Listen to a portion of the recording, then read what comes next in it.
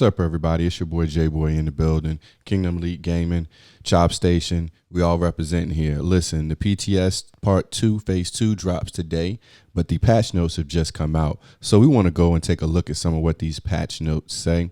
I'm going to post a link to the patch notes below. Also, I'll try to screenshot and we'll go through some of the screenshots. So looking at the first page they have here, it's just telling you that some of the stuff, basically the stuff is subject to change. They're just putting out the stuff right now based on the feedback that they tested last time from phase 1. And they're telling you, kind of what they're testing out for phase 2. Don't necessarily say how long it's going to last, but they are telling you they did reveal some exciting information. So, for the first phase of the PTS, we're hoping to hear, they said they're hoping to hear feedback on these topics, right? So they're telling you now they're looking at new gear and exotic balance, big thing, exotic balance, weapon damage, overall balance, and loot generosity, right? If you look here, the key, though, is Raid 2, Operation Iron Horse has been confirmed. So now we know what the next name of the raid is, okay? Season 2, they're telling you the Season 2 is there too. They're just not confirming a lot of the things, but you can research that too. And, it's out there, information on Season 2.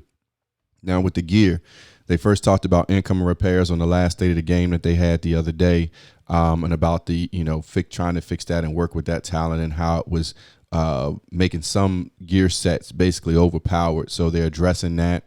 You look down at the weapons, we'll move forward. You look at the sidearms, they're telling you about the sidearms. Me personally, I don't really use my sidearm that much, but I know that there's Liberty builds and there's other sidearm builds out there. So for those people that really like those builds, then this will help you right here. I'm going to tell you about the different sidearms and to tell you the percentage increase damage that you do, because some of those sidearms are really like crazy as far as damage that they do. I will admit that. Now, let's look at the exotics. Man, I got to get me a bighorn. Shout out to anybody in the comments out there that wants to farm, and we try to get the bighorn, do some legendary farming or whatnot. We go get this bighorn for me. But yeah, I still have to get the bighorn. Don't have that one yet, but you do see where it says the added functionality that it provides additional head scope damage. I think for me, the gun kind of is not viable in some cases just because of the fact that the amount of bullets that you have in the clip, for an assault rifle, it just sometimes doesn't seem viable, but I got to get it and play with it. The Eagle Bearer, 7.8%. Eagle Bear has always been a nice weapon. The Chameleon, for me, I like the Chameleon. I think it's underrated, but I do feel like it was not as powerful as it could be when you start adding up those stacks and trying to build a build around it. I loved it at level 30, had a nice build for it, but to get a 32.8% increase, I like that. The Bullet King getting a 2.6% increase, which depending upon your build that you're using it on, could be big, could not be. It may not be that big, but I like the Bullet King too. I think that's a good one. The Nemesis, 11.1%. The Nemesis with that perfect focus build, is pretty legit as it is. So getting 11.1% increase will make that even more viable, I will say. Now you look down, you see the Liberty. You see the Regulus, the new exotic weapons that they have. So, you get a chance to check, the Liberty's not, but you get a chance to check those out and see what they're doing. The Ruthless and Merciless, I have it, really don't use them, but you're talking about 12.5%. The Diamondback, damage increased by 7.1. Diamondback hits pretty hard. As it is, it was one of those ones that when people switch from the M1A, they checked out the Diamondback. I saw quite a few people out there using that. Lullaby and Sweet Dreams, another shotgun build in case you're interested in that. The Lady Death, I've got to get one, man. I done killed like so many bosses and still can't get one to drop. Shout out in the comments, subscribe to the video as well. Let me know if you got one. Let me know the boss that it dropped from, man. I've killed so many of them bosses in New York. I hate that 30-minute spawn period. Need to be open world like it was in D1. The Chatterbox 16.7%. I see a lot of people use those. The Myth, the Ninja Bike Messenger knee pads, I do have some of those. Shout out to my guy RKO that got those for me. I appreciate that. And then you have the Dodge City holster, as you see here, the notes of what they're doing, what they're going to do. Now the BTSU gloves, you see I kind of highlighted that because that is a raid strategy that was used. where, you drop down the BTSU gloves, and, once you drop down the BTSU gloves, you drop down your hive, not the BTSU gloves. You drop down your hive, blow up your hive, get the overcharge, everybody scan, pulse, you get the multiplicative damage, right? Got it. Now they're changing it to no longer grant group raid-wide overcharge unless you are skill tier 6, right? So now that has to be, in looking at that, we just got to test that out, because if I'm, I just want to see how that works, because if I'm technically just running a skill build and I'm going skill tier 6, then it should grant group raid-wide overcharge. Now the key to that would be, is it saying that everybody has to be skill tier 6? Okay, I get it. And if not, then, I'm sure we'll figure out another way to do it. I think that's, to me, I think this is another way, again, of massive dropping the ball. And, I want to stay positive in everything that I say, in that case. And I think it's the reason why I say that is because every time somebody comes out with a strategy, or this game is about strategy, as you can see with numbers and talents and everything that they're doing right here. Everything is always percentages that you drop, percentages that you raise, to affect seconds here, to affect time there. Well, if people are building bills and they're figuring out these percentages and they're figuring out their numbers, then why keep nerfing them for their commitment to your game? Because they've basically committed a lot of time to figuring this out and learning it.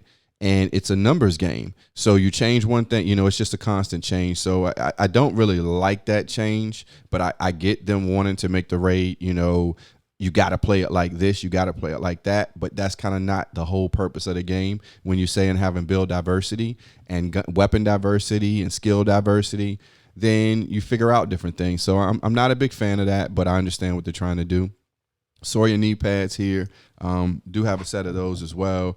Added functionality to provide damage bonus for shorter duration. I get it. The Mantis, I haven't played with the Mantis yet. Obviously, I'm a console player, and the changes are only on PC right now. The PTS is only on PC right now. So, it's kind of hard to really test that out in the Ravenous. So, talents, these are a couple of new talents I'm looking forward to testing as soon as we can get our access to the the server when the patch drops, seeing what they get, seeing what they do, seeing really how they work. But a couple of new talents they put out there to show you. I think they're both kind of interesting. You see them talking to you about the gear sets here, Negotiator's Dilemma, the Foundry Bulwark. We talked about that earlier, kind of being over buff with the everything in the income repairs and all the rest of that stuff. But I do see they increased the hardwire repair skill bonus from 15 to 30, and then good for healer build more than likely.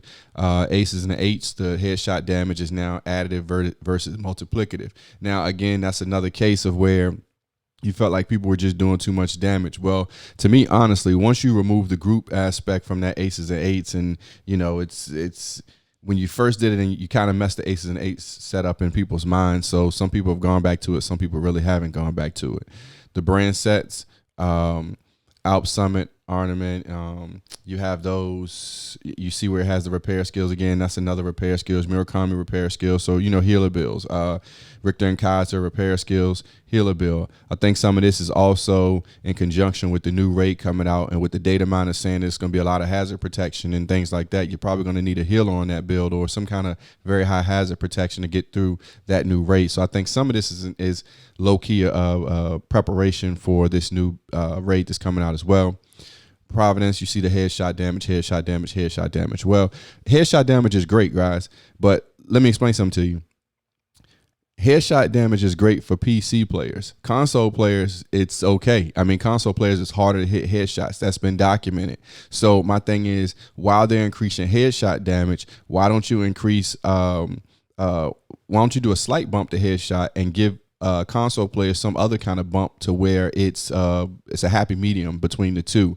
They talked about in the conversation having, looking at this from a standpoint that they realize that the PTS is only being tested by a certain percentage of their base.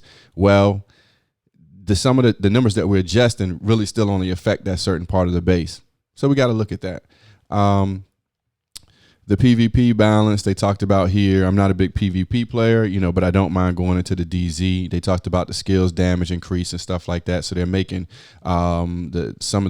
making skill builds appears to be, or trying to make them more viable when you're going into the dark zone. PvE. This sucks. I'm gonna say it, and I can't stay positive on this one. This sucks. Okay. They're increasing the NPC resistance to status effects. So the blinder build that I just put out a few days ago will not work. Supposedly, until I test it, it will not work the same way it does now in legendaries. This is, again, you're making a legendary content so that it's so hard that, yes, you only want a few percentage of your base to be able to complete it. But by doing that, when people find ways to get better so they can complete it, you're nerfing it. I don't get it. You're basically making their resistance to blind, to status effects and things like that. You're making them have greater resistance to those. So for anybody that's done capital building, when they rush you and it's 4 of you and it's like 15 of them, if you don't have the DPS to melt them, or you don't have the healer build, or you don't have the status build, what are you going to do? I in some cases I would love to see, some of the developers get on and let's see you do it. Let's see how you run this. I mean, a lot of the other missions, I get it. There's you want it to be challenging. Don't get me wrong, but that's crazy. That part I don't understand. Loot. Increasing the item power, difficulty scale, and loot pools and crafting. This is pretty good. I mean, the crafting, I'm gonna say it's pretty good from what I read. We're gonna have to look at the crafting table and see what we get now when we go craft. Because I think the other day I attempted to craft 20 of the same item and got 2 that I might have even thought about keeping. So we're going to make sure that we check those things out as soon as we can. Then at the finish, they talked about some bug fixes. And in the bug fixes, the loot not dropping in story mode. We all know about a lot of these random bug fixes and things like that. So again, this was just a quick video just to kind of talk about the PTS notes that are coming out. PTS notes that are out, and what's going on the PTS. Sorry, you all, I can't actually get on to show you screenshots and play it or whatever. May invest in the PC version sometime in the future, but for now, hey, trying to keep you informed. Kingdom Elite Gaming, ChopStation, J-Boy. I'm out.